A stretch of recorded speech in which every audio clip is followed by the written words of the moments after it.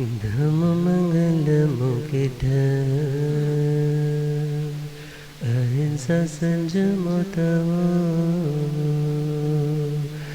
देवा वेतन नमस्ते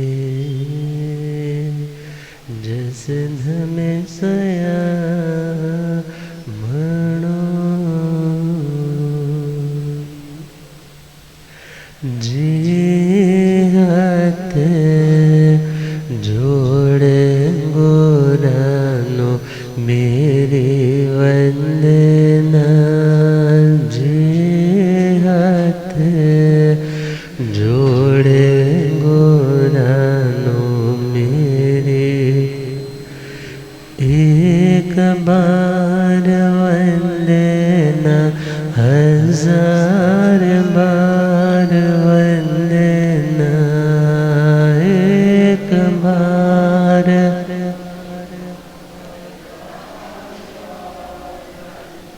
लाख बार वंदना करोड़ बार वंदना लाख बार वंदना करोड़ बार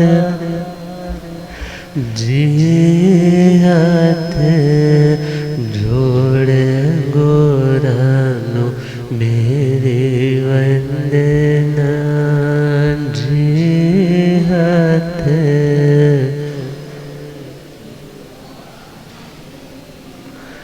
ढंग मग डोले नैया मेरे ढंग मग ढोले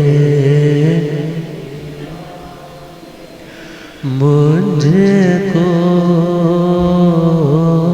है सतगुरु तेरे मुझको ओट है सत जी ऐसा भवसागर पार लंघना जी ऐसा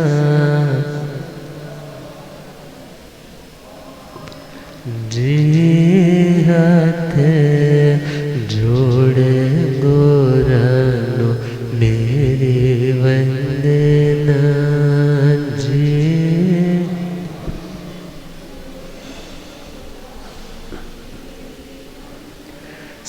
सतगुरु मेरे पार ब्रह्म है सतगुरु मेरे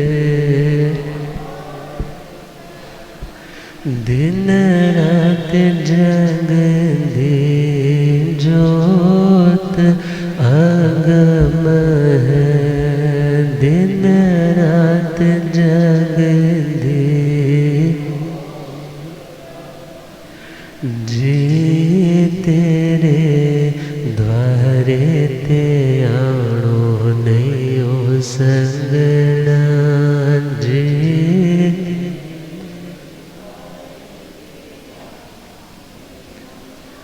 जी हाथ जोड़े गोरानो मेरी वंदना जी हाथ जोड़े गोरानो मेरी अनंत अनंत शांति के निकेतन शासनपति भगवान महावीर स्वामी के पावन चरणविंदों में हार्दिक भावना वंदन में मेरे अंधेरे जुन को रोशनी प्रदान करने वाले परम उपकारी आगम ज्ञान के भंडार आगम ज्ञाता आगम पुरुष जिन शास्त्र रतन हिमाचल केसरी उपाध्याय भगवंत श्रद्धे गुरुदेव श्री जितेंद्र मुनि जी महर्षा के पावन चरण कमलों में हार्दिक भावना वंदन में पाठ पर विराजे तपस्वी रतन श्री प्रभु मुनि जी महाराज साहब के चरणों में वंदन। धर्म साम्य उपस्थित धर्म अनुरागियों, सुशीलवती माताओं एवं बहनों, असीम पुण्य से भाग्योदय से आप सबको संतों का समागम और वीतरागवाणी श्रवण करने का सुअवसर प्राप्त हो रहा है। आज का पावन मंगलमय दिवस अपनी सहूलियत, अपने कंफर्ट के अकॉर्डिंगली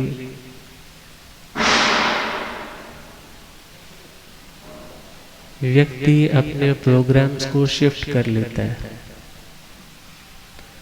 जन्मदिन तो आचार्य भगवंत का, हमारे चतुर्थ पटधर भगवान श्री शिव मुनि जी महाराज साहब का जन्म दिवस तो कल 18 सितंबर का था, मगर कल का दिन आइम्बिल दिवस के रूप में सभी ने त्यागी वैरागी महापुरुषों के चरणों में त्याग और वैराग्य के पुष्प चढ़ाए।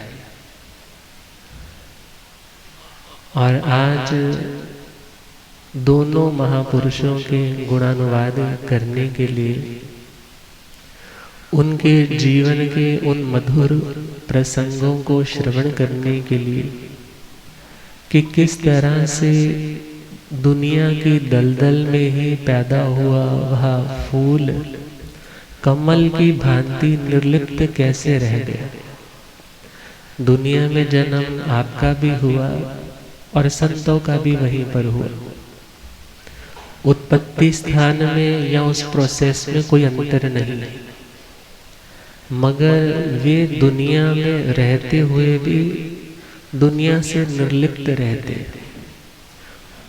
और दुनिया के लोग दुनिया में भी रहते हैं और दुनिया को भीतर भी समेट करके रखते और कभी शांत नहीं होते।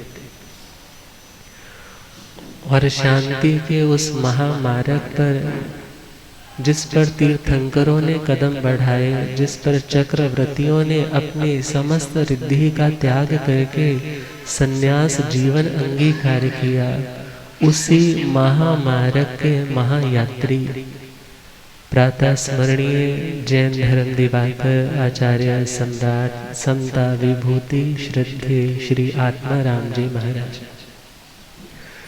एवं युग प्रधानाचार्य ध्यान योगी समता विभूति परम पूज्य परम श्रद्धे डॉक्टर श्री शिव मुनि जी महाराज, इन दोनों आचार्य भगवंतों का पावन पुनीत जन्म दिवस।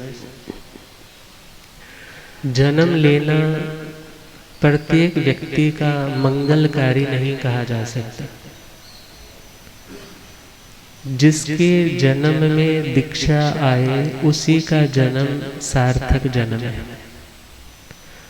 और यदि जिस जन्म में दीक्षा, संयम, त्याग, वैराग्य या इवन सम्यक्तों का भी स्पर्श नहीं होता, तो विचार करना ऐसा जन्म एक कैलेंडर की डेट के समान है, आई और चली गई।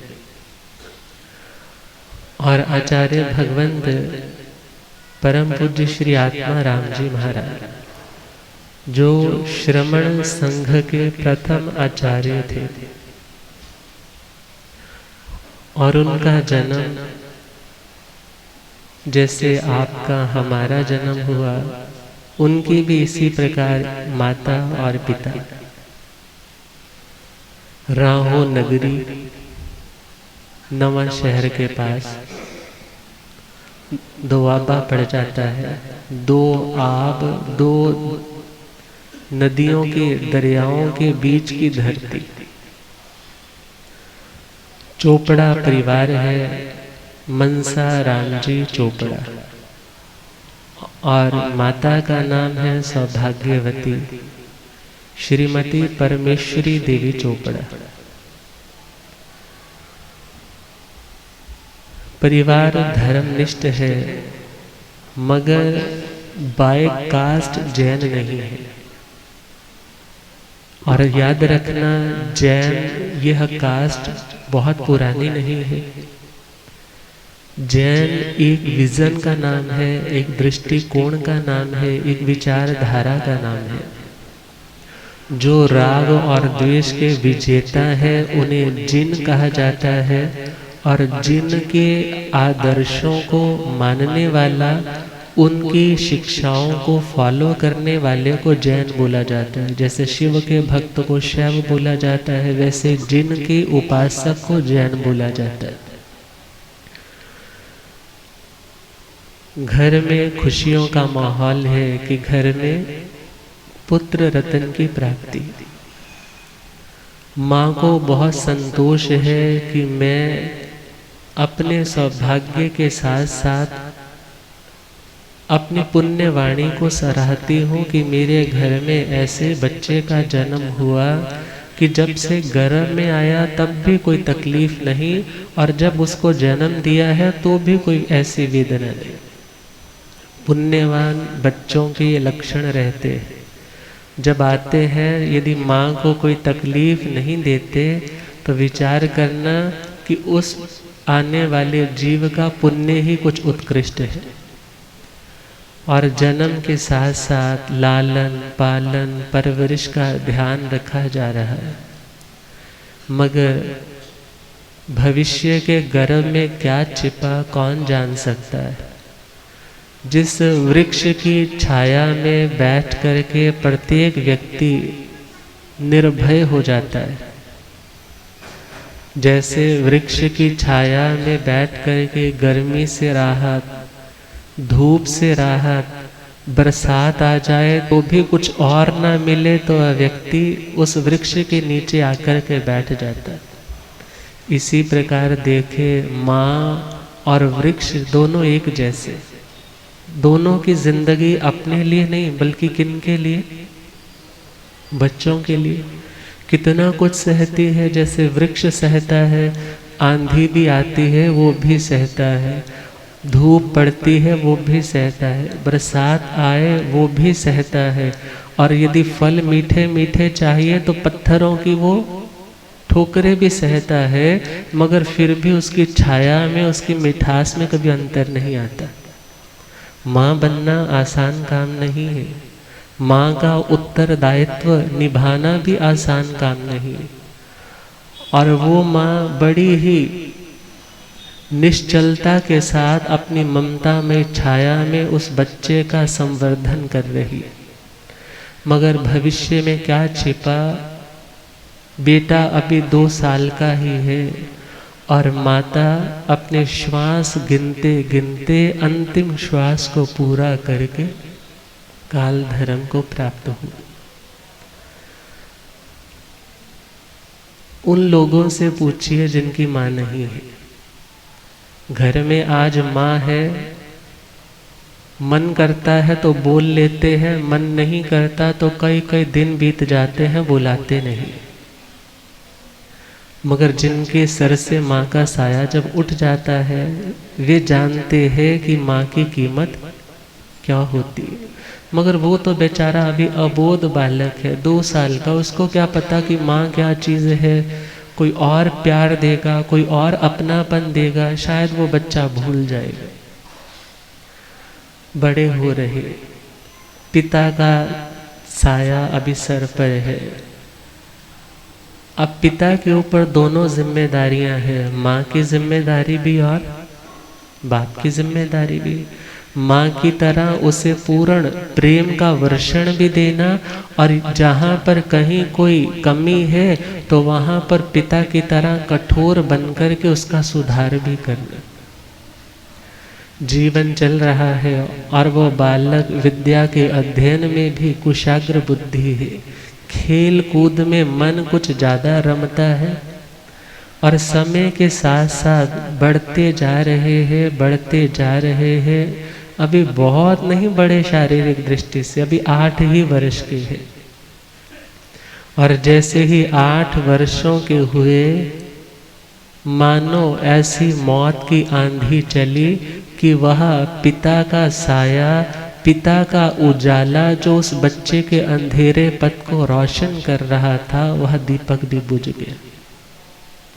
अब वो दीपक बुझा है। अब बच्चा कुछ जान रहा है कि दुनिया में ये कुछ क्या हो रहा है। लोगों से सुना है तेरी माँ भी नहीं है, तेरे पिता भी क्या कर गए, काल कर गए। लोग कह देते हैं जी, हमने जितनी बार भी जो बड़े बड़े महापुरुषों की लाइफ स्टोरी सुनी है, मोस्ट ऑफ उनके माता पिता बचपन में ही काल कर जाते हैं। विचार करो, जब आपने अंतकृत दशांग सूत्र सुना था, जब दीक्षा के लिए आज्ञा मांगी जाती थी तो माता का क्या हाल होता था।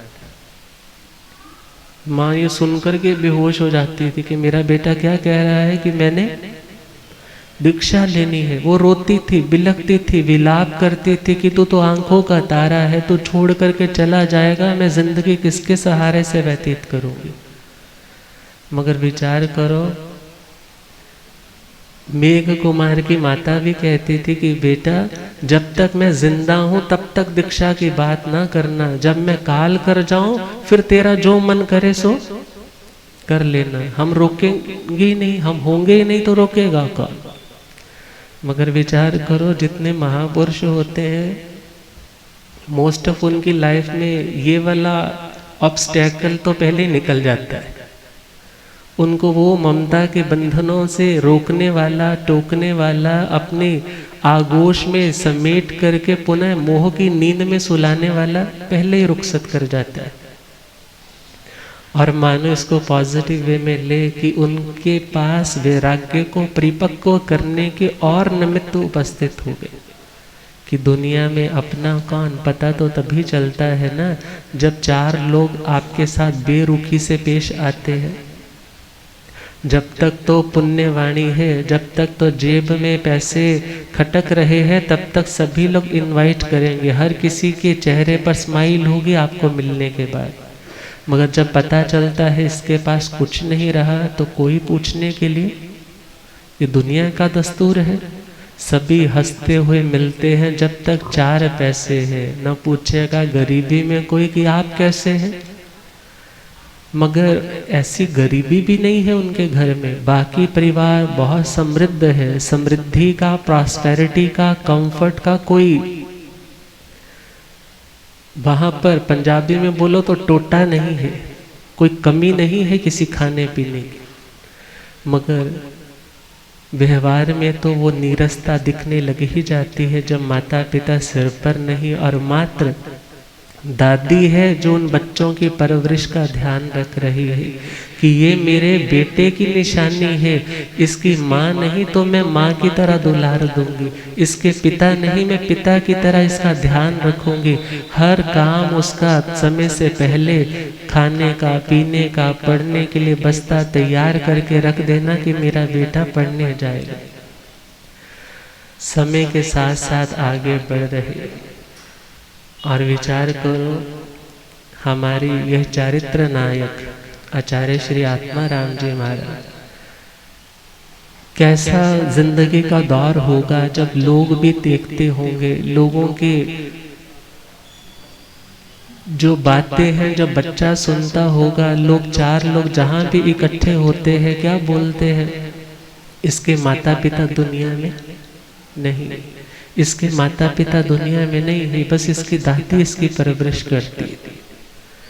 मगर वो बच्चा सुनता है क्योंकि सत्य है, सत्य को स्वीकारना है। बचपन से ही उसे दुनिया का चेहरा, असली चेहरा दिखाई दे रहा है कि दुनिया में बातें करने वाले बहुत होंगे मगर हाथ पकड़ने वाला कोई नहीं होगा। और एक समय आया, वो संयोग भी वियोग में बदल गया, जो मानो उस बच्चे का हर तरह से ध्यान, हर तरह से उसको नर्चर कर रहा था। 10-11 साल के होंगे, दादी अम्मा भी वृद्धावस्था में भी खूब उसकी सेवा, खूब उसका ध्यान रखती थी, मगर आज वो अध्याय भी बंद हो गए। अब विचार करो, दुनिया में कौन, क्या दुनिया में जब सब छोड़कर जाएं तभी सत्य का ज्ञान होगा, या जब सभी इर्द गिर्द मौजूद है और उस समय व्यक्ति उस सत्य को पहचान लेता है कि ये जो इतने मेरी इर्द गिर्द में मंडरा रहे हैं, ये तभी तक है यदि फूल में रस है। फूल में रस है तो भंवरे आएंगे, और फूल से रस निकल गया तो कोई भंवरा नहीं आएगा।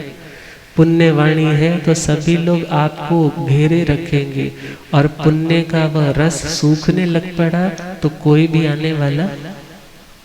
तभी तो क्या कहते हैं, ओ सब लोग पराए ने, सब लोग पराए ने, चिता ते चढ़ाओगे जेड़े अपने बनाए ने, चिता ते चढ़ाओगे जेड़े अपने बनाए ने। अब देख रहा है दादी अम्मा को भी 4 कंधों पर उठा करके रिश्तेदारों ने शमशान में जाकर के मुखाग्नि दी, और दादी भी चली गई। अब रिश्तेदारों के पास किन्हीं को करुणा आती है, अपनत्व आता है कि चलो इसका कोई नहीं है, हम इसकी केयर करेंगे। मगर जब उस केयर में भी उस बच्चे को सिक्योरिटी फील नहीं हुई, जब लगा कि ये साए भी कभी उठ सकते हैं, जब माँ चली गई, बाप चले गए, दादी चली गई, जिनके प्रति मैंने सोचा था ये मुझे कभी छोड़ करके नहीं जाएंगे, तो आज ये रिश्तेदार सपोज मेरे को बड़ा अपनत्व दे भी रहे हैं, तो भी यह साए सदा रहने वाले नहीं।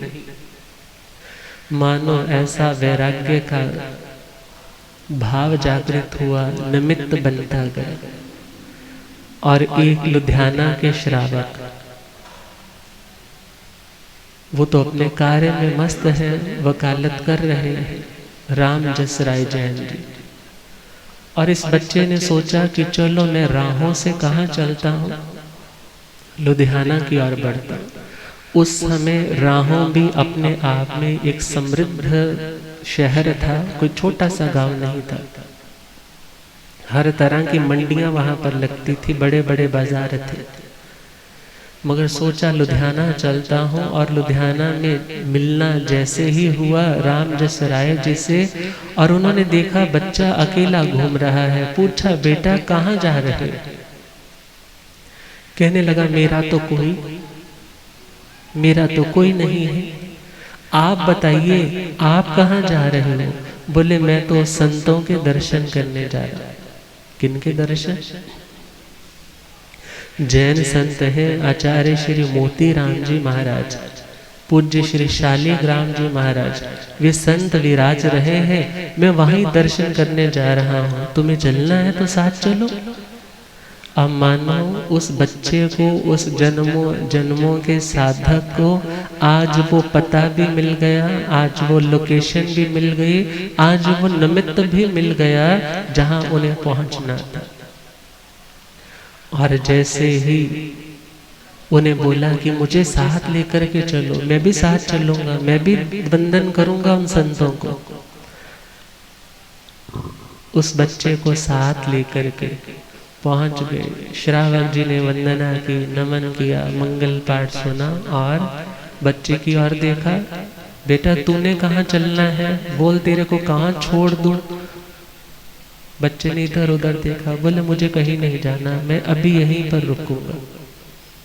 इतने में संतों ने, पूज्य आचार्य श्री मोतीराम जी महाराज साहब जो 100 नाम धन्य थे, अपने समय के आगमों के अध्येता थे, विद्वान थे, क्रियानिष्ठ थे, संयम निष्ठ थे, उन्होंने जैसे ही देखा बच्चे की ओर, मानो एक पारखी को हीरे की परख हो गई कि इसको यदि तराशा जाए तो ये संग की अमूल्य धरोहर हो जाएगी। बच्चे के सिर पर बड़े प्रेम से हाथ सहला करके पूछा, बेटा तुम कहाँ रहते हो? बोले जी मैं राहों का हूँ, मगर मेरे माता भी नहीं है, पिता भी नहीं है, दादी भी नहीं है, भाई है, मगर अब मेरा मन वहाँ नहीं लगता, हमारे पास रुकोगे? कहने लगा हाँ मुझे ये स्थान बहुत अच्छा लग रहा है, क्योंकि अंदर से जब वाइब्रेशंस फ्रिक्वेंसी मैच करती है तो वह स्थान वह व्यक्ति भी हमें भाने लग जाता है। और कहने लगे मैं आपके पास रह सकता हूँ? बोले हाँ रह सकते हो। और उनके चरणों में रह करके समाई के पाठ सीखने लगे, प्रतिक्रमण याद करने लगे। और एक दिन आया और उससे पूछा बेटा दीक्षा लेनी है ना? बोले जी हाँ, मुझे तो वैसा ही बनना है जैसे आप हो, मेरा तो कहीं और जाने का मन करता ही नहीं। विचार करो, वो छोटा सा बालक जन्म हुआ था सन 1882, संवत 1939। इसमें यदि हम -57 करें संवत से आज का जो सन निकालना हो तो 57 उसमें से कम कर दिए जाते हैं। तो देखा जाए तो 1882 सन ईस्वी में उनका जन्म हुआ था। 2 साल के थे तो माता चली गई, 8 साल के हुए तो पिता चले गए, 10-11 साल के थे तो दादी चली गई। और वे संत तो विहार करते करते बनूड़ में पहुंचे, पटियाला के पास। चंडीगढ़ से डेरा बस्सी से इधर आते हुए पटियाला की ओर छत बनूड़ है। और उस छत बनूड़ में सन 1894 में उनकी जैन भागवती दीक्षा हुई। और दीक्षा होने के बाद बहुत बार आप लोगों ने सुना होगा कि उनकी पढ़ने में रुचि नहीं होती थी। उनके गुरुजी कहते कि तू पढ़ाई कर ले, वो बोलते मेरा भी मन नहीं करता।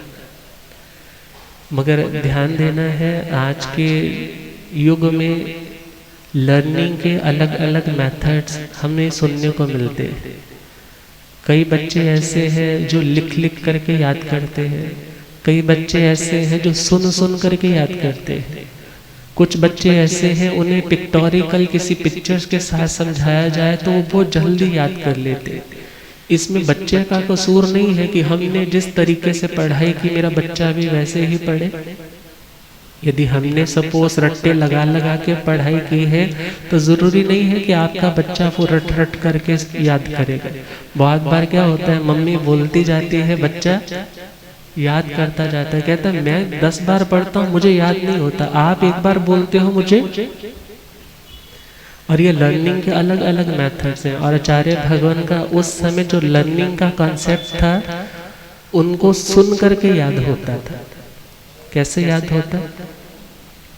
और आचार्य श्री मोतीराम जी महाराज साहब ने दीक्षा गुरु तो पूज्य श्री शालिग्राम जी को घोषित किया था कि ये आज से शिष्य किनके कहलाएंगे? पूज्य श्री शालिग्राम जी महाराज।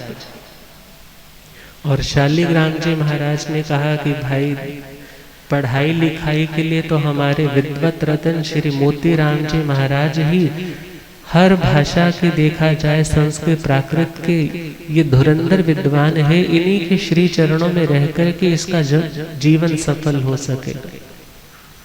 और उनके चरणों में सौंपा है, मगर बच्चा पढ़ने के लिए तैयार नहीं है। अभी तो 12 साल का तो एज ग्रुप है उनका। भी 12 साल में बच्चे का मन कभी सुनने का होता है, कभी पढ़ने का होता है, कभी नहीं होता है। अब वो जैसे जैसे उसे कहते बेटा पढ़ाई कर ले, कहते मेरा मन नहीं करता। बोले अच्छा तो तेरा मन भी ना करता खुद पढ़ने का, मेरे से सुन ले। क्या कर ले? मेरे से सुन ले। अच्छा वो सुन लूंगा। और सुनते सुनते सुनते सुनते कभी उठ करके भी चल पड़ते कि अब बहुत हो गया, अब नहीं सुना जा रहा है। अब जैसे जैसे वो सुनते सुनते आगे बढ़ते तो उनके गुरुजी पीछे पीछे चल पड़ते, कहते अच्छा और सुन ले, थोड़ा सा और सुन ले। और वो फिर सुनते, चलो सुना दो। और सुनने के बाद जब शाम को उन्हीं से सुनते तो उनको सारा याद होता। कई बार 1-2 बार, कभी 3-4 बार यदि सुनाया है तो उनकी मेमोरी इतनी शार्प है, ग्रास्पिंग पावर, ग्रहण शक्ति, धारणा शक्ति इतनी जबरदस्त है कि उनको वो सारा स्मृति में अंकित हो जाता है। और जैसे ही वो सुनते उनके गुरुदेव को इतनी प्रसन्नता होती कि मेरी जितनी मेहनत है ये पूरी सफल कर रहा है। इस पर मेहनत करनी होगी। इसके ऊपर यदि मेहनत करूंगा तो संघ के लिए भी मेरी ओर से मेरा जो ऋण मेरे ऊपर मेरे गुरुओं का है, मैं भी अपने ऋण से कुछ उऋण हो जाऊंगा। और उस बालक के ऊपर, उस बाल मुनि आत्मा राम के ऊपर उनके गुरुदेव इतनी मेहनत कर रहे हैं कि एक समय ऐसा भी आया जब विहार करके सब संत थके हैं और जाकर के विश्राम करना चाहते हैं, मगर ये जाकर के बैठे हैं, लाइब्रेरी खोजते हैं कहाँ किताबें हैं, और वहाँ से किताबें उठा करके पढ़ते रहते। संत कहते विश्राम कर लो, विहार करके आए हैं। बोले हाँ करता हूँ। और वो लेट तो जाते, मगर लेटे लेटे भी अपनी किताबें ही पढ़ते रहते। अर्थात इंटरेस्ट पैदा करने की देर है, मगर यदि इंटरेस्ट भीतर से पैदा हो गया, फिर आप कितना भी मना करो, बेटा बहुत रात हो गई अब तू सो जा, अब तेरे को सुबह मैं उठा दूंगी टाइम पे, सुबह उठ करके पढ़ लेना, मगर वो बच्चा क्या कहता है, अरे यदि मैं इस समय भी सो जाऊंगा तो मेरी पढ़ाई कितनी पीछे हो जाएगी, अभी तो मैं जाग रहा हूँ ना, मुझे नींद भी नहीं आ रही। और दिन भर यदि लोग आते भी तो किसी से कोई वार्तालाप नहीं, अपने उन आगमों में डूबे रहते, उन आगमों के ज्ञान में नए नए अर्थों को खोजते रहते, और जिंदगी इतनी उत्तम बनती गई कि अभी संयम पर्याय उनका 17 वर्ष का, 17 से 18 वर्ष का। दीक्षा कितने साल की हुई? अभी जस्ट 17 और 18 ईयर्स की ही है। और उस समय पूज्य आचार्य भगवंत श्री सोहन लाल जी महाराज उनकी विद्वत्ता की बातें सुनते हैं, उनकी प्रवचन शैली, उनके स्वाध्याय करवाने की शैली के बारे में जब उन्होंने सुना और वास्तव में पाया ये बहुत विद्वान है संस्कृत के, प्राकृत के, और उन्होंने घोषणा की उपाध्याय पदवी। किसकी पदवी? नवकार मंत्र में चौथा पद कौन सा है?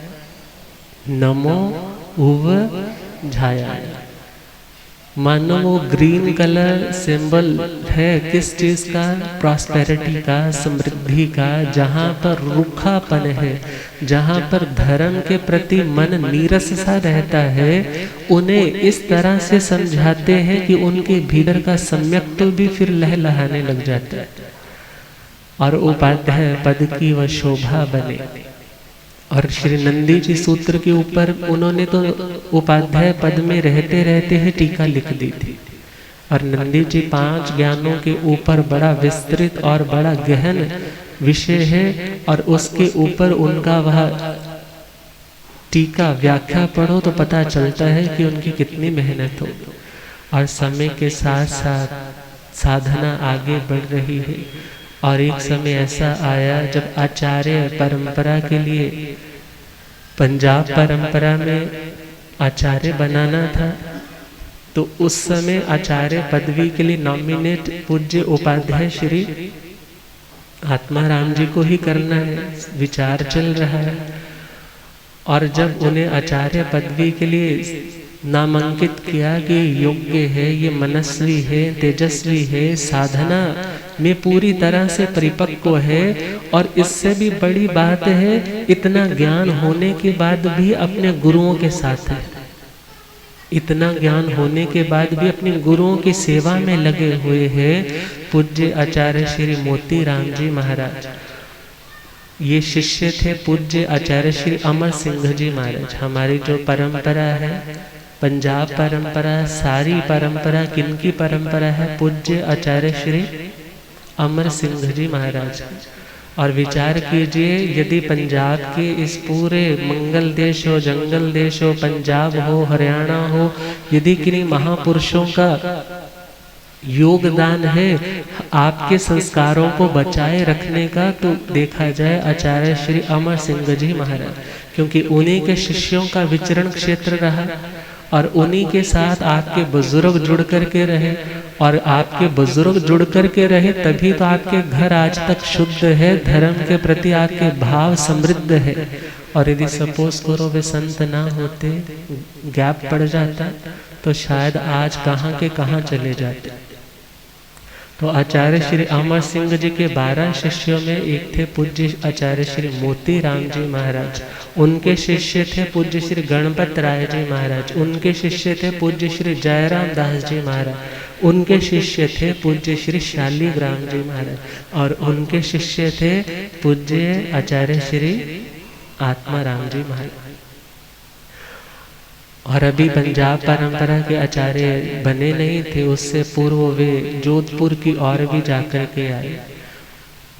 जब अजमेर का सम्मेलन था और जब अजमेर सम्मेलन से वापस लौट रहे थे तो दिल्ली चांदनी चौक उस समय श्रावकों का गढ़ माना जाता था कि 32 आगमों के ज्ञाता, क्रियानिष्ठ, स्वाध्यायनिष्ठ अम्मा पीरों की भांति जो श्रावक श्राविकाएं वहां के थे, उनका जब ज्ञान, उनका जब क्रिया, उनकी जब संयम की साधना देखी तो उन श्री संघ वालों ने उन्हें जैन धर्म दिवाकर की ये पदवी दी थी।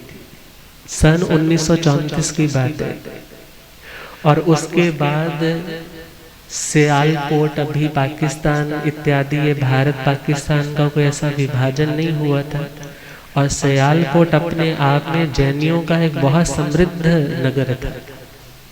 एक एक घर में गुरुदेव बताते हैं 100 से ऊपर मेंबर हुआ करते थे, और इतना वो समृद्ध, जहाँ पर पूज्य गणावच्छेदक स्व नाम धन्य सिद्ध पुरुष स्वामी श्री लालचंद जी महाराज स्थविरवास में विराजमान थे। और पूज्य श्री लालचंद जी महाराज साहब का ऐसा पावन प्रसंग आया, और वहाँ पर एक तरह से वर्धापनी का बधाई देने के लिए और उनके चरणों में उपस्थित होने के लिए पूज्य उपाध्याय श्री आत्माराम जी महाराज वहाँ अपने शिष्यों के साथ पधारे। सन 1936 की बात है। और जब वहाँ पर पधारे तो उन्हें साहित्य रत्न की उपाधि दी गई। पुराने समय में उपाधि का मतलब इन एक्चुअल में आपके अंदर वो कैपेबिलिटी है, मगर वर्तमान में तो उपाधि लेना मतलब कुछ भी, कहीं भी कुछ भी बन जाओ। मगर पहले संघ स्वयं जागरूक होते, स्वयं जानकार होते, उनकी योग्यता को देखते और देखने के बाद उनके साथ कोई विशेषण जोड़ते। और जब पूज्य श्री लालचंद जी महाराज ने उन्हें साहित्य रत्न की उपाधि से अलंकृत किया, कुछ समय वहाँ लगा करके वे वापस लौटे और वापस आकर के पुनः अपने संघ के कार्य, अपनी साधना में आगमों के ऊपर हिंदी टीकाओं के लेखन में लग गए। प्रथम यह पुरुषार्थ, यह सदकार्य पूज्य आचार्य श्री अमोलक ऋषि जी महाराज ने 32 आगमों के ऊपर टीका का किया। पूज्य श्री घासीलाल जी महाराज साहब ने भी संस्कृत टीका, गुजराती टीका, हिंदी टीका का कार्य किया। मगर जो सरलता, सुगमता, आसानी से जो समझ आ जाए, वह कार्य यदि आप कभी पूज्य आचार्य श्री आत्माराम जी महाराज साहब के शास्त्रों के ऊपर टीका देखो, पढ़ो, तो आपको लगेगा कि मानो सामने बैठ कर के आचार्य भगवंत मुझे वाचना दे रहे, इतना इजीली समझाया हुआ है।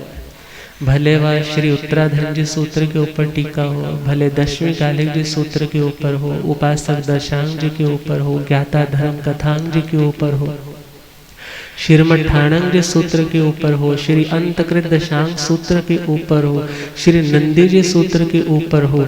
और उन्होंने एक कार्य और भी बहुत उत्तम किया, श्री तत्वार्थ सूत्र, नाम सुना होगा।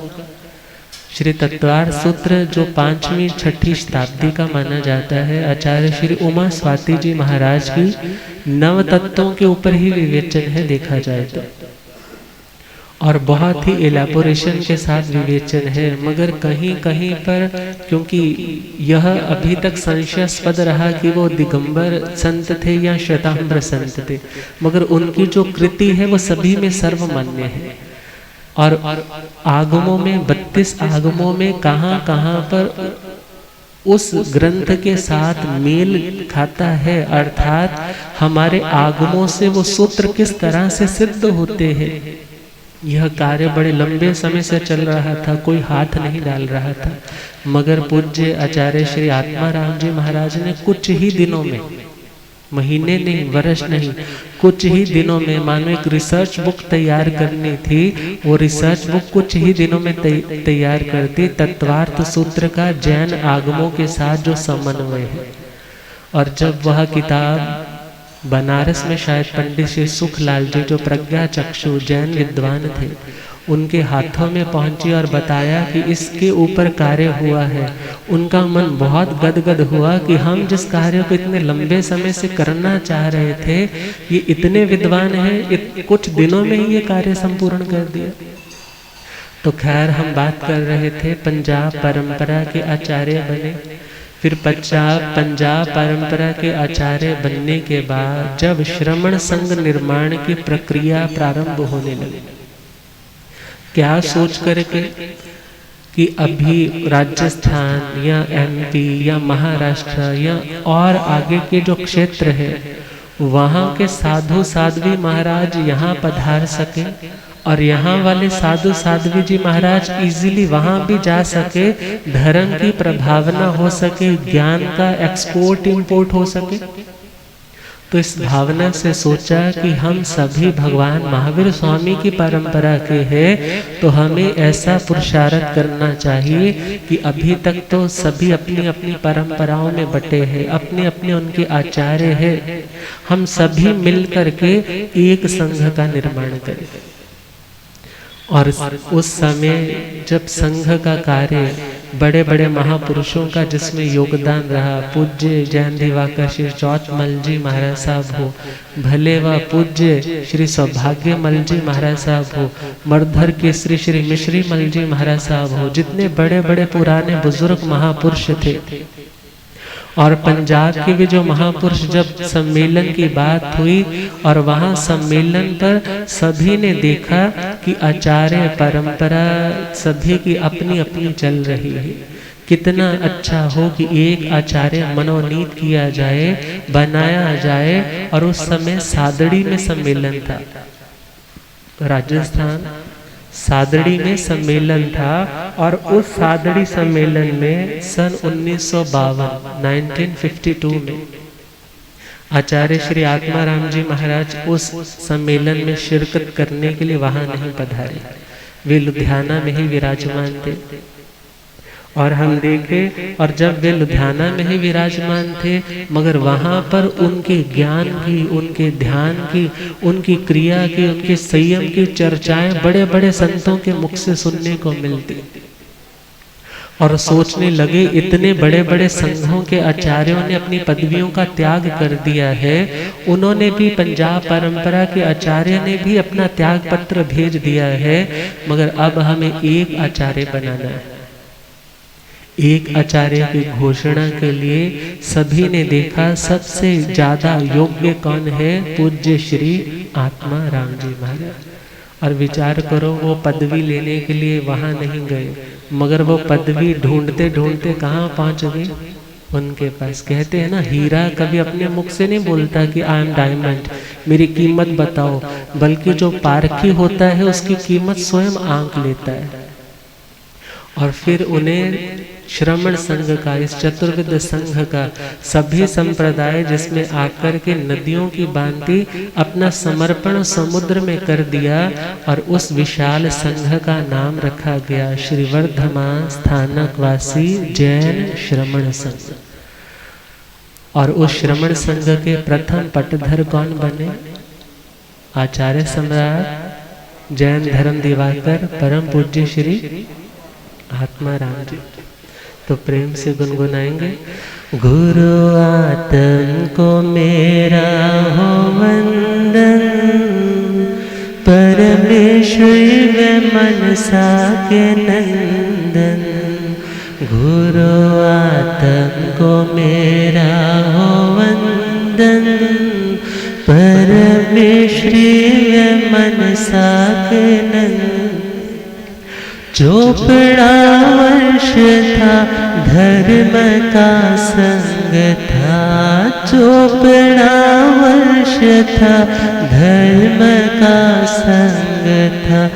राहों नगरी में खुशियों का ही रंग था, राहों नगरी में खुशियों का ही रंग, हर गली में है उत्सव सा स्पंदन।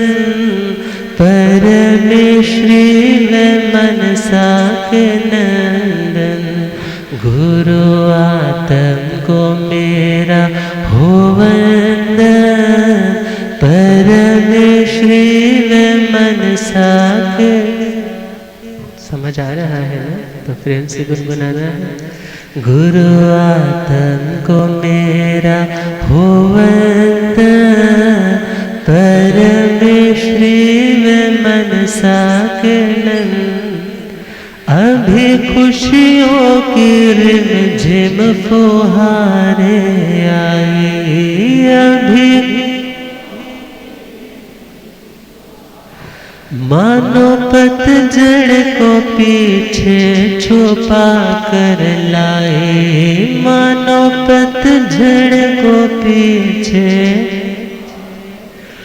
माँ पिता घर में छाया है क्रंदन। गुरु आत्म को मेरा हो वंदन। माँ पिता बिन है घर में तो क्रंदन। गुरु आत्म को मेरा हो,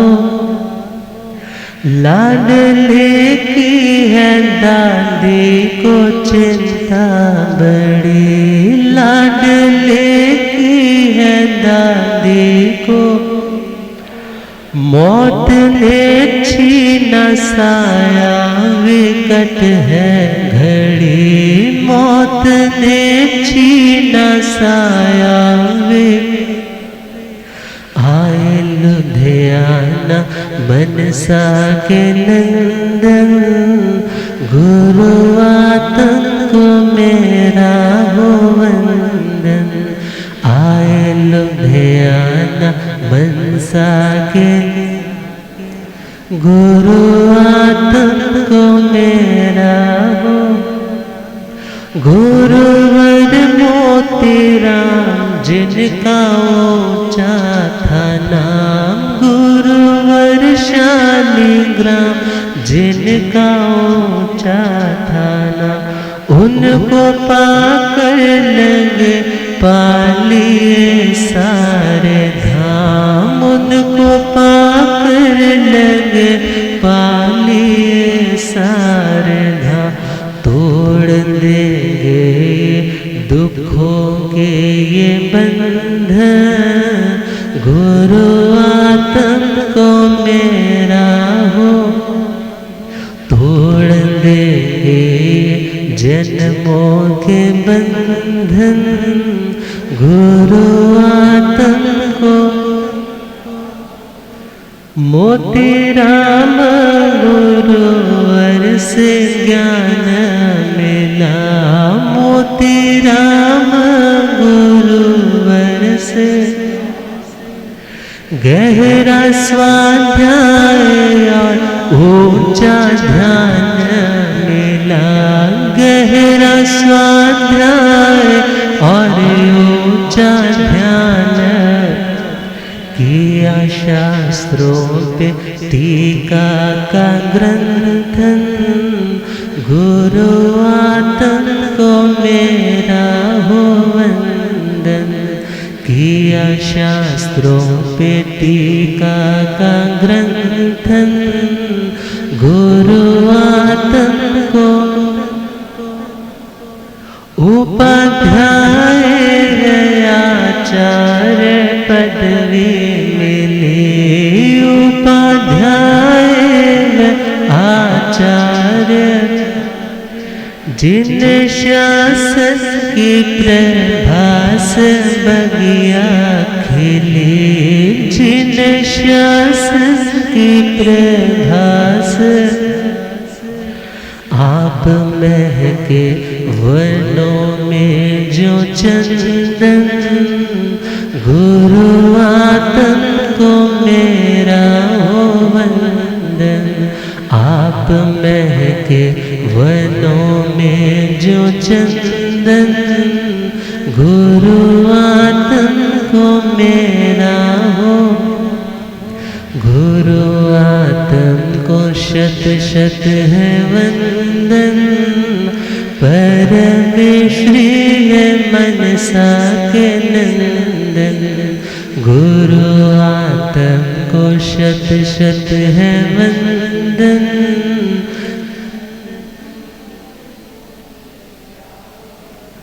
परम श्री है मनसा के नंदन, परम श्री है मनसा। मानो माँ नाम जिनका परमेश्वरी, और उन्होंने तो मानो परमेश्वर को ही जन्म दिया, क्योंकि आचार्य का स्थान तीर्थंकरों के समान पूजनीय होता है। आचार्यों का स्थान किनके समान पूजनीय? क्योंकि आज के समय तीर्थंकर तो हमारे भरत एरावत में विद्यमान है। तो आज के समय में यदि चलते फिरते हमारे लिए कोई तीर्थंकर स्वरूप है, वो कौन है? हमारे आचार्य भगवान। तो पूज्य आचार्य भगवंत श्री आत्मा राम जी महाराज विनोदी स्वभाव के भी थे, मगर उनका जो विनोद, उनका जो मजाक भी होता है ना, उसमें ओछापन नहीं होता था। आर्य समाज और एक जैन बंधु दोनों में ना तू मैं हो गई। जैन कहने लगा जी मोक्ष में जाने के बाद कोई वापस नहीं आता, मोक्ष में जाने के बाद कोई वापस। और वो कहने लगा, आर्य समाज वाला बोला नहीं जी, यदि दुनिया के ऊपर कोई अपराध बढ़ता है तो फिर वो भगवान अपना रूप धारण करके आ जाते हैं। कहने लगे चलो हम दोनों चलते हैं पूज्य आचार्य श्री आत्मा राम जी के चरणों में। और वे आचार्य श्री आत्मा राम जी महाराज सिर्फ जैन कम्युनिटी के ही गुरु नहीं थे, बल्कि उनके चरणों में हर कौम के लोग आते थे और आकर के निवेदन किया कि भगवान आप ही कृपा करो कि मोक्ष में जाने के बाद कोई वापस आता है या नहीं आता है। देखो मेरे से कल से झगड़ा चल रहा है। कहने लगे पहले तो मोक्ष पहुंच जाओ। कहाँ पहुंच जाओ? मोक्ष पहुंच जाओ, मन लग जाए तो वहां रुक जाना, नहीं लगे तो वापिस आ जाओ। झगड़ा किस बात का कर रहे? अभी जीवन इतना पवित्र बना नहीं कि मोक्ष तक पहुंच पाए, मगर झगड़ा करने के लिए कोई ना कोई बात जरूर निकाल लेते हैं। धार्मिक होना अलग बात है, संप्रदायवादी होना अलग बात है। धार्मिक व्यक्ति कभी झगड़ा नहीं करता और संप्रदायवादी व्यक्ति कभी शांत होकर के नहीं बैठता। और आचार्य भगवंत जब आचार्य पदवी मिल गई, बड़ी कुशलता के साथ, बड़ी विनम्रता के साथ संघ का संचालन कर रहे हैं। और ध्यान देना, जिस तरह देह की कीमत आत्मा के बिना कुछ नहीं है, देह की कीमत है आत्मा के बिना, ऐसे ही उस संघ की उस समय कहा जाता था इस संघ की यदि कोई कीमत है तो वह कीमत कौन है? पूज्य आचार्य श्री। मानो ये संघ की आत्मा है, संघ के प्राण है। ऐसे त्यागी है, वैरागी है, जिनका एक एक क्षण स्वाध्याय में गुजरा है, ध्यान में गुजरा है, सेवा में गुजरा है। और उनकी साधना का कमाल तो पूज्य उपाध्याय वाचनाचार्य श्री मनोहर मुनि जी महाराज साहब भी फरमाया करते थे कि मैंने मन में यह धारणा, यह निश्चय, यह अभिग्रह कर रखा था कि मैं दीक्षा लूंगा, मगर किनके पास लूंगा? जिनके चरणों में मैं पहुंचूं और उनके चरणों में पहुंचते ही वो अपने संत को आवाज देकर के कहे यह आगम लेकर के आओ और मुझे आगम की गाथाओं का स्वाध्याय करवाएंगे, उनसे दीक्षा लो। कई स्थानों पर गए होंगे चेक करने के लिए, मगर कोई बात नहीं बनी। मगर जैसे ही पूज्य आचार्य श्री आत्मा राम जी महाराज साहब के चरणों में पहुंचे, जैसे ही पहुंचे, पूज्य आचार्य श्री आत्मा राम जी ने शिष्य को आवाज दी, वो आ गया है। कौन आ गया? उन्हें नहीं पता, वो आ गया है, शास्त्र लेकर के आओ। शास्त्र लेकर के आए और शास्त्र की वाचना देने लग पड़े और उनकी आंखों से प्रेम के, श्रद्धा के अश्रु निकलने लगे कि मैंने सोचा था कि मुझे ऐसे गुरु मिले जो मेरी भावनाओं को भीतर से पढ़ करके बता दे कि मैं क्या चाहता हूँ, और उनके चरणों में उन्होंने अपना संपूर्ण जीवन समर्पित कर दिया। और पूज्य आचार्य श्री आत्मा राम जी महाराज, ये घटना है लगभग सन 53 की, 1953 की, जब लगभग 20 फीट की ऊंचाई से गिर गए। और जब गिरे हैं तो जांघ की हड्डी टूट गई, फ्रैक्चर हो गई। वेदना तो होती ही होगी। ऑपरेशन के लिए डॉक्टर भी है, सीएमसी हॉस्पिटल, वहाँ पर डॉक्टर वर्जन थे जो बाहर से ही आए थे स्पेशल उनका वो करने के लिए। उन दिनों में उनका वहीं पर प्रैक्टिस चल रही थी। और जैसे ही उनका ऑपरेशन का वक्त हुआ और कहा जी एंथीसियास देना पड़ेगा, इसमें तो वेदना बहुत ज़्यादा होगी। बोले जी मैं बेहोशी का कोई इंजेक्शन नहीं लगाऊंगा। अरे दुनिया को तो होश में लेकर आने के लिए हम इतना कुछ सुनाते हैं, खुद होश में रहने के लिए इतनी साधना करते हैं, फिर बेहोशी में हम क्यों जाएं? आपने जो करना है सो कीजिए, आप किसी प्रकार की कोई चिंता ना कीजिए। मानो वो अपनी आत्म एकत्व की भेद विज्ञान की साधना में लीन हो गए। देह अलग है और मेरी आत्मा अलग है। और उस डॉक्टर ने जब ऑपरेशन किया, कुछ घंटों का ऑपरेशन था, जैसे ही कंप्लीट हुआ और उस कंप्लीशन के बाद कहा कि आपका ऑपरेशन हो गया, और उन्होंने अपनी आंखें खोली। और जैसे ही आंखें खोली है, वो क्रिश्चियन था, उनके चरणों में नतमस्तक हो गया। कहने लगा मैं सोचता था कि ईसा मसीह बस एक बार ही हुए थे, और उन्होंने सूली के ऊपर जब उनको चढ़ाया गया और किलों के साथ उनको किस तरह से उनके हाथों पर, पैरों पर, टांगों पर वो किले, वो मेखे लगाई गई, मगर उन्होंने आह नहीं की। मगर आज देखता हूँ वो जीसस क्राइस्ट आप ही हो। आप में इतनी सहनशीलता, आप तो मेरे लिए भगवान हो, आप मेरे लिए गॉड हो। और उन्हीं दिनों की एक घटना है कि एक दिन वो डॉक्टर कुछ उदास सा लग रहा था, बड़ा उदास है, और उन्होंने सहज स्वभाव में पूछ लिया आप उदास क्यों हो डॉक्टर साहब? कहने लगे जी घर में कुछ अच्छा नहीं चल रहा, घर में कुछ अच्छा नहीं चल रहा, मेरे घर से अभी पत्र भी नहीं आया, मुझे फिक्र हो रही है कहीं कुछ गलत ना घटित हो जाए। और उन्होंने अपनी ध्यान मुद्रा में ही बैठे बैठे कहने लगे डॉक्टर वर्जन आपका घर इस लोकेशन में है, आपके घर का दरवाज़ा इस दिशा में खुलता है? बोले जी यहीं खुलता है। आपकी इस कमरे में यहाँ पर ये चीज़ें पड़ी है? बोले हाँ जी यहाँ ये चीज़ें पड़ी। ये तुम्हारा बेडरूम है? बोले हाँ जी बेडरूम है। तुम्हें अपनी पत्नी की चिंता है कि वो अस्वस्थ है, बल्कि वो पूरी तरह से स्वस्थ है और उनका पत्र बस आने ही वाला है। और इतना कह करके अपनी साधना में बिजी हो गए, क्योंकि जो साधु पुरुष हैं वो कभी चमत्कार नहीं दिखाते, सहज में जो निकल जाए वही चमत्कार हो जाए। तो जैसे ही आचार्य भगवंत ने सहज शब्दों में कहा कि वो पत्र आना ही वाला है, और जैसे ही वो कमरे से बाहर गया है और जैसे ही वो डाकिया आया, बोला आपकी चिट्ठी आई, और जैसे ही पढ़ा घर में सब कुछ ठीक है। वो सोचने लगा इतनी शक्तियां इनके पास है, मगर कितनी शांति से बैठे हैं, कोई शोर नहीं, किसी प्रकार का कोई प्रदर्शन नहीं, किसी प्रकार के कोई एडवर्टाइजमेंट नहीं कि मेरे को बहुत कुछ पता है। कहते हैं ना अद जल गगरी छलकत जाए, जिसके पल्ले थोड़ा सा होता है ना वो ज्यादा उछलता है, जो संपूर्ण होता है उसमें वैसा कोई छलकाव नहीं होता, बिल्कुल सागर की तरह गंभीर। और जो वास्तव में संत होते हैं वो कभी चमत्कार नहीं दिखाते, बल्कि उनकी साधना में सहजता होती है और उस सहज शब्दों में ही चमत्कार हो जाते हैं। मगर दुनिया क्या सोचती है, जहाँ पर कोई चमत्कार हो, जहाँ पर यूं माला घुमा करके पब्लिक में फेंकी जाए वो भगवान है।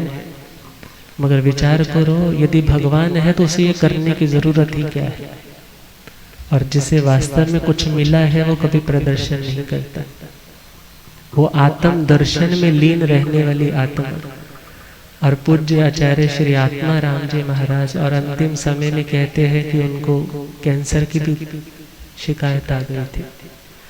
3 महीने बीमार तो रहे, डॉक्टर्स देखने आते थे, 103 बुखार, 104 बुखार। आजकल कॉमन हो गया है 104 बुखार, मगर पिछले 50-70 साल पहले चले जाओ तो इतना बुखार कॉमन नहीं होता था।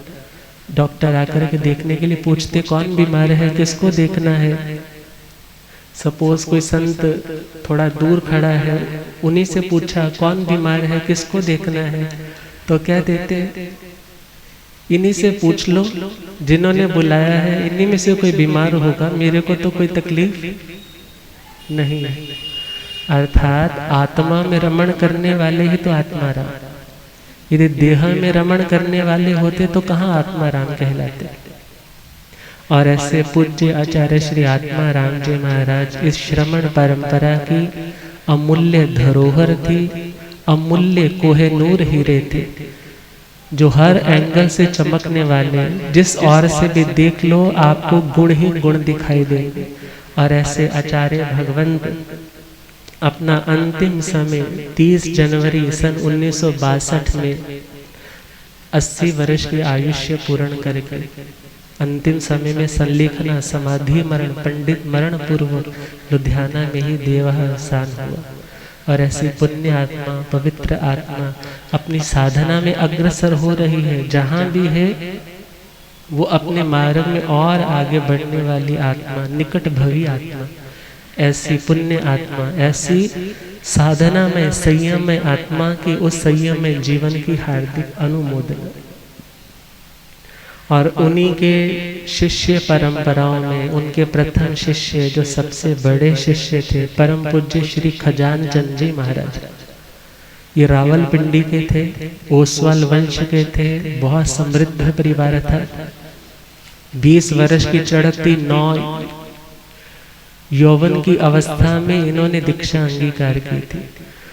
और कहा जाए तो पंजाब परंपरा में जैन स्थानकों की प्रेरणा देने वाले, स्थान स्थान के ऊपर धर्म की पताका फहराने वाले पूज्य श्री खजान चंद जी महाराज। और आचार्य भगवंत के दूसरे शिष्य थे पूज्य श्री ज्ञान चंद जी महाराज, ज्ञान मुनि जी महाराज। ये पूज्य ज्ञान मुनि जी गोविंदगढ़ वाले नहीं, बल्कि ये बाल यति, मतलब छोटी उम्र में ही इनका भव पूर्ण हो गया था। मगर ये इतनी विपन्न मति वाले थे, इतना इनका निम्बल माइंड था, इतनी कुशाग्र बुद्धि थी, 300 श्लोक एक सिटिंग में बैठकर याद कर लेते थे। मगर आयुष्य इतना नहीं था, बरनाला में समाधि है इनकी। फिर इनके शिष्य थे पंडित परम पूज्य श्री हेमचंद्र जी महाराज, जिनके आगे शिष्य हुए भंडारी श्री पदम चंद्र जी महाराज, उनके शिष्य हुए प्रवर्तक पूज्य श्री अमाचंद जी महाराज साहब, जिनका इन मंडियों में खूब विचरण रहा है। और चौथे नंबर के शिष्य थे बहुश्रुत श्री ज्ञान मुनि जी महाराज साहब, जो हमारे वर्तमान आचार्य भगवान के गुरुदेव, जो संस्कृत प्राकृत भाषाओं के पंडित थे, विद्वान थे।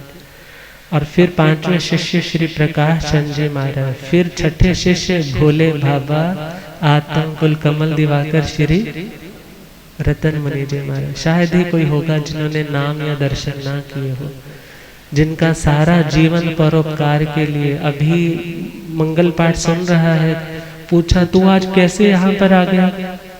मम्मी एडमिट है। कहाँ? डीएमसी में। कितने किलोमीटर है? 4-5 किलोमीटर है। अच्छा, गुरुजी कृपा कर देना मंगल पाठ की। और वो लोग कहते कि महाराज जी हम तो बाद में वहां पहुंचते और हम देखते कि महाराज जी वहां पर इतनी बुजुर्ग शरीर की अवस्था है, मगर साधना में इतनी निर्मलता, प्रत्येक जीव के प्रति इतनी उदारता कि कहीं कोई पता लग जाए ये बीमार है या कोई ऐसी दिक्कत है, मंगल पाठ सुनाने पहुंच जाते। और ऐसे पूज्य श्री रतन मुनि जी महाराज भी किनके शिष्य थे? किनके शिष्य थे? पूज्य आचार्य भगवान के। और उपाध्याय श्री मनोहर मुनि जी महाराज साहब और पूज्य श्री मथुरा मुनि जी महाराज साहब, ये 8 शिष्य। और पूज्य श्री खजान चंद जी महाराज साहब के जो प्रसिद्ध शिष्य हुए वो हुए परम पूज्य पंजाब प्रवर्तक उपाध्याय श्रवण श्री फूलचंद्र जी महाराज साहब। और देखा जाए कितनी पवित्र वह पुण्य श्रृंखला है, जिनका प्रतिदिन प्रातः काल में नाम स्मरण करके भी व्यक्ति कितने कर्म काट सकता है। और आज का ही दिन, वैसे तो कल 18 सितंबर का था, मगर आज का दिन इसलिए रखा कि संडे को टाइम की अवेलेबिलिटी ज़्यादा रहती है और उनके बारे में हम कुछ थोड़ा सा ज़्यादा बोल पाएंगे। वैसे तो सारी उम्र भी बोलते रहे, गुणों का कोई अंत नहीं आता, जो साधु आत्माएं उत्तम आत्माएं होती। और पूज्य आचार्य सम्राट ध्यान योगी परम पूज्य श्री शिव मुनि जी महाराज, जो आचार्य भगवंत के पौत्र शिष्य, क्योंकि पूज्य श्री ज्ञान मुनि जी महाराज उनके आगे शिष्य कौन बने? पूज्य आचार्य भगवंत श्री शिव मुनि जी महाराज साहब। और आपका तो कितना सौभाग्य है मंगल देश वालों का। लोगों को होता है ना, मेरे परिवार के हैं तो मेरी तो 7 कुलें तर गए, मेरे एरिया के हैं, मानो एक गौरव होता है कि इतना बड़ा श्रमण संघ है और उस श्रमण संघ के मुकुट के समान है हमारे आचार्य भगवंत। और उनका पावन जन्म स्थली कहलाने का सौभाग्य किसको मिला है? रानिया नगरी। और यहाँ पर अपने ननिहाल में सन 1942 1942 18 सितंबर और माता विद्या देवी जी, उनकी पावन पवित्र कुक्षी से उनका जन्म हुआ। पिता श्री चिरंजी लाल जी, वैसे तो मल्लौट में रहने वाले, मगर उन दिनों में डिलीवरी के लिए मोस्ट ऑफ क्या होता था, अपने पियर जाती थी बेटी। और उनकी भी जो जन्म हुआ कहाँ हुआ? इस रानिया में। और धर्म के संस्कार बचपन से ही गुरु भगवंतों का, साध्वी भगवंतों का आना जाना है घर में। और यहाँ ननिहाल है और लगभग 8 वर्ष के होंगे जब उपाध्याय श्रमण श्री फूलचंद्र जी महाराज का यहाँ चतुर्मास था। और उनकी साधना को देखते हैं, शीर्षासन लगाते हैं, वो तो योगी महापुरुष थे, रसना विजेता थे। और उनकी साधना को देखते हैं तो मानो पूर्व जन्मों के संस्कार जागते हैं कि ऐसा कुछ मैंने भी करना है, शायद मेरा लक्ष्य यही है। धीरे धीरे बड़े हो रहे हैं, घर में ही रह रहे हैं, भाई बहनें भी है, समृद्ध परिवार है, किसी वस्तु की कमी नहीं है।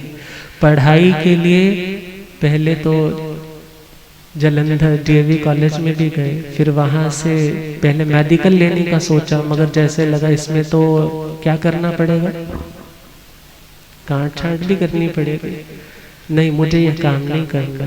मन जैन संस्कारों में पला बड़ा है तो एक चींटी को मारना भी पाप समझता है, और वहाँ पर एक्सपेरिमेंट करने के लिए करना पड़े, नहीं मुझे कुछ और करना।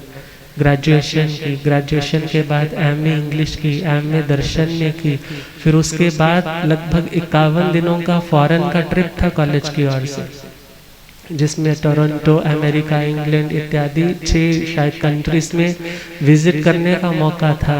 और वहाँ देखा कि यहाँ का कल्चर, जहाँ पर कोई किसी का नहीं, आज किसी के साथ है, 4 दिन इसके साथ है, और 4 दिन के बाद यदि नहीं बनी तो दूसरे के साथ है, आज इसके साथ नहीं बनी तो तीसरे के साथ है।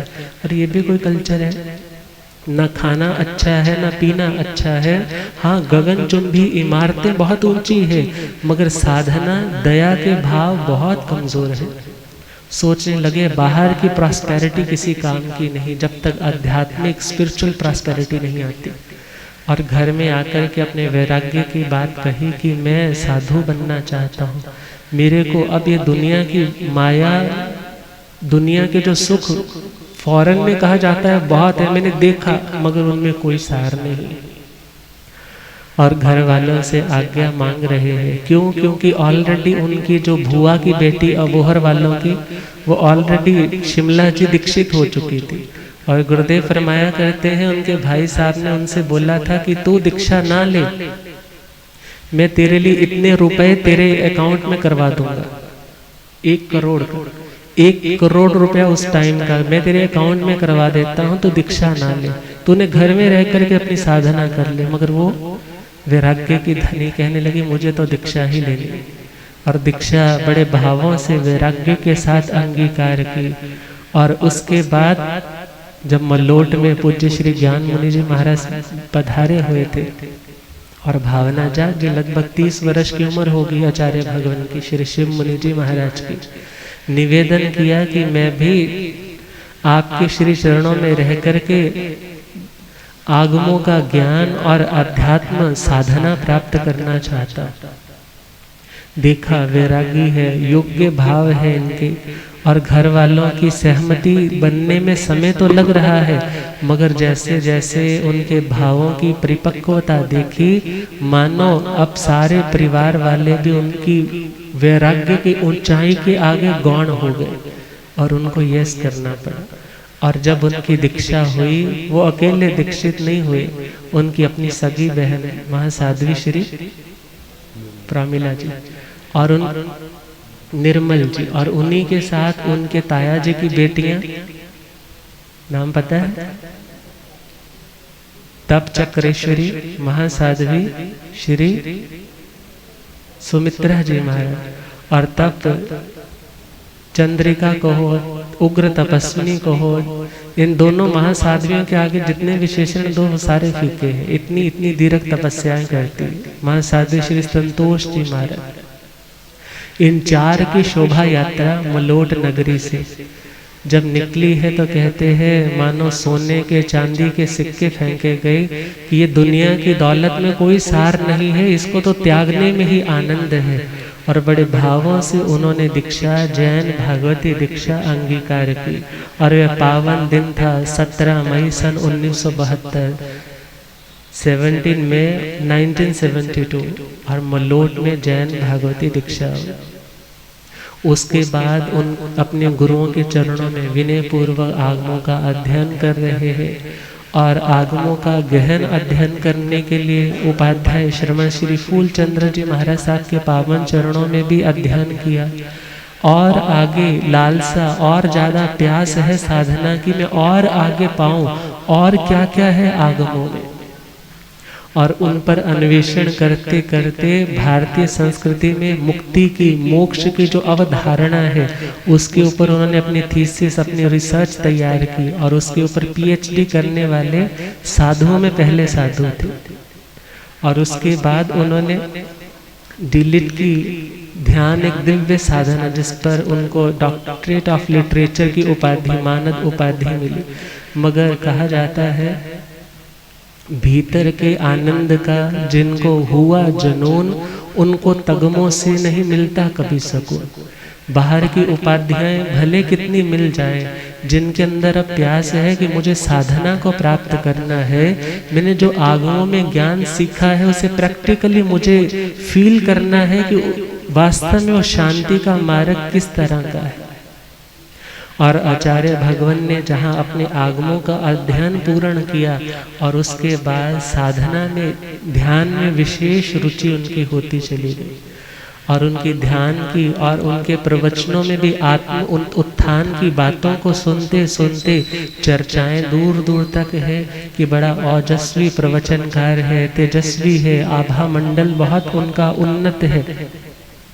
और विचरण करते करते दूर राजस्थान, एमपी इत्यादि उन क्षेत्रों को भी स्पर्शित किया।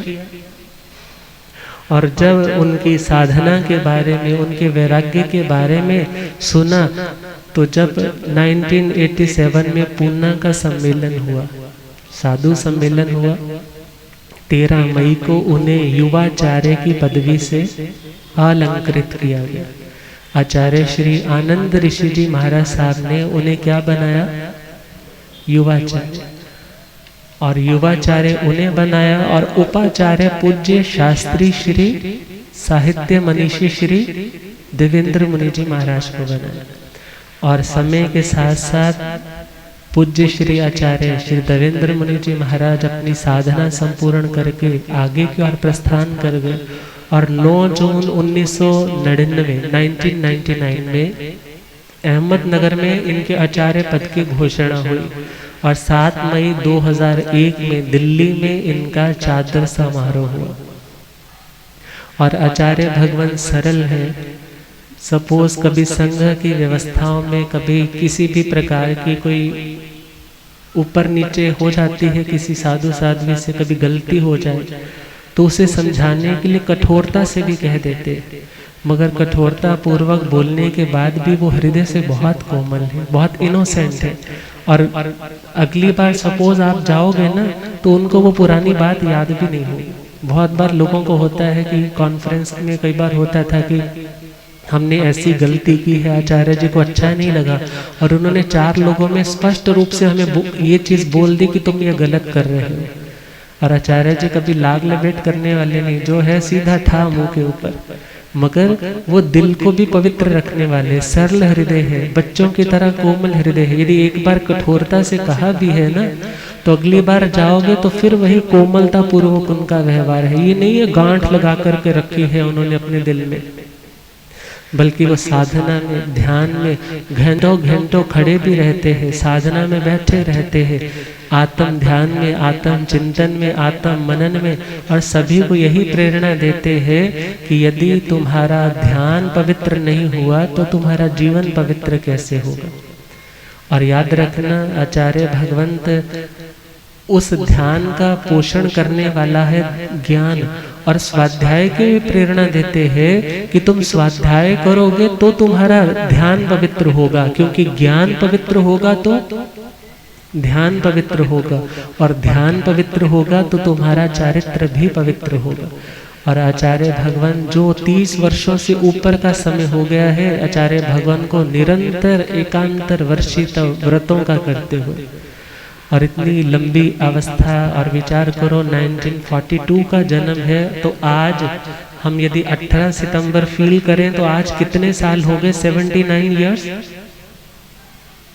और इतनी स्थविर अवस्था में, महास्थविर अवस्था में भी वो इतनी तपस्या में रत है, ऐसी साधना में रत है कि अब दुनिया के लोगों से मिलना जुलना बिल्कुल अलूफ में, अपनी साधना में वो अपना समय गुजारना चाहते हैं। और ऐसे आचार्य भगवान जिनका संपूर्ण जीवन संघ के उत्थान के लिए, संघ के दिशा निर्देश के लिए स्वयं जप तप स्वाध्याय और ध्यान को उन्होंने आत्मसात किया है, और वही अमृत आने वालों को बांटते। और ऐसे आचार्य भगवान हम तो यही कहेंगे दीर्घ आयु हो, स्वस्थ रहे, उनका छत्र, उनकी वो साया, उनका वो छत्र छाया हमारे संघ के ऊपर बनी रहे, क्योंकि जब तक ऐसे योग्य, ऐसे मनस्वी, तेजस्वी बड़ों का हाथ संघ के ऊपर रहता है, संघ को कोई चिंता या कोई फिक्र नहीं होती। और ऐसे आचार्य भगवंत आज जन्मदिन है, भावना तो यही है कि पुनः पुनः कि इस जन्म से सदा के लिए मुक्त हो जाए, और हमें भी आज यही वरदान दे कि हम भी इस जन्म और मरण के चक्कर से सदा के लिए मुक्त होने वाली आत्माएं बने। और ऐसे आचार्य भगवंत के लिए प्रेम से क्या गुनगुनाना है, ओ आज जन्म मुबारक शिव भगवन, आज जन्म मुबारक, ओ बन गए जग तारक शिव भगवन, ओ बन गए जग तारक। मेरे ख्याल से मेरी आवाज ज्यादा है, आपकी आवाज क्यों कम है? आपके तो रानिया मंडी में जन्म हुआ है, प्रेम से बोलो, ओ आज जन्म मुबारक शिव, ओ बन गए जग तारक, ओ माता विद्या लाल हो, ओ माता विद्या लाल हो, चिरंजीव जी देनो निहाल हो, तुसी ध्यान दिवा कर, ओ तुसी ज्ञान दिवा कर, ओ आज जन्म मुबारक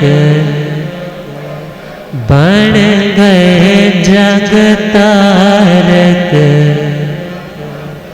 ओ सोना मुखड़ा नूरानी शिव, ओ सोना मुखड़ा नूरानी शिव। ओ नाले मिठी मिठी वाणी, ओ तुसी तपदी मशाल हो शिव। ओ तुसी तपदी मशाल हो, चले हंसा दी चाल हो।